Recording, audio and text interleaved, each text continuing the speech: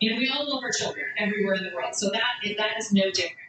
But I think that there's less helicopter parenting here in Iceland. So kids are really given responsibilities that probably you and I had when we were growing up. I walked to school by myself all the time when I was going to school, and we see that here in Iceland. That the kids go to school by themselves, they come home by themselves, they're trying to run little errands in the shop from quite a young age. And again, there's still a sort of social support network. So there are often extended family members around who can help out. And I think then the fact that it's really normal to see, say, a 6, a 7, an 8-year-old out on the street, they're almost less of a target because there's so many of them. And they, will ask another adult for directions if they need it, or an adult will help them out if they need it. And I think that's probably the biggest difference that you see between kids here in Iceland. That's the part that's so fascinating to me. When you said that it's very routine to see a 7-year-old grocery shopping, like for a small thing. Yeah. Which not something you see everywhere. Yeah, I think that if you saw that here, a phone call would be made and not a good one. That's not a good one. But anyway, you write a chapter in your book about how gender equality goes hand in hand with stigma-free sexuality.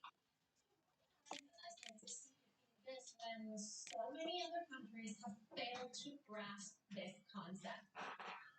Yeah, I have a chapter in the book called Stigma Free Sexuality. Might be home in an hour or so. There's less of a related to gender equality, less of a difference between men and women. So, it's not that men are encouraged to go out and sleep around. The women are judged for if they choose to engage in such behavior or not. That women are also seen to be beings who are absolutely fine to engage in consensual behavior. It's very common to have single mothers, for example. People have children from a young age. Most parents aren't married, but they have children. Conversely, we have Europe's highest rate of chlamydia infections. So, nothing's perfect. We also have issues of gender-based violence and sexual assault, and we need to work to improve on that.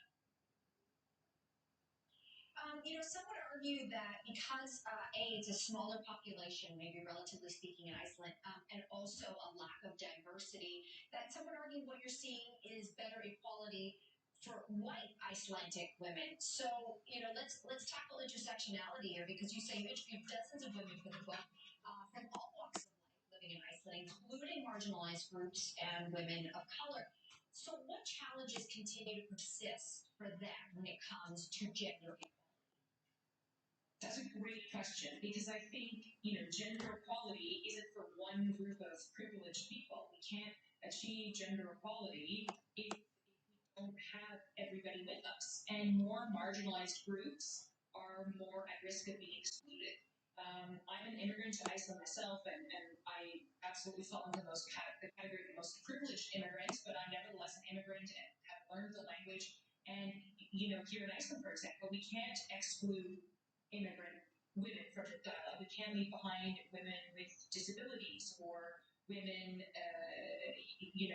non-binary women and trans women. And we need to include everybody in that dialogue, and we mustn't forget that. And that was important to me when I was talking and telling the stories of all of these SCRAPAR, which means outstanding women, that definition doesn't just belong to one sort of subset of women. So let's now talk about you being a role model because you really are for so many women out there. And you write in your book that you actually suffer from perhaps a degree of imposter syndrome because, you do hear that word role model a lot. So let's unpack a little bit. Get on our couch here, our proverbial couch, and how you balance the weight of your label, the title that you have with this label of role model. So first lady and role model. How do you handle that?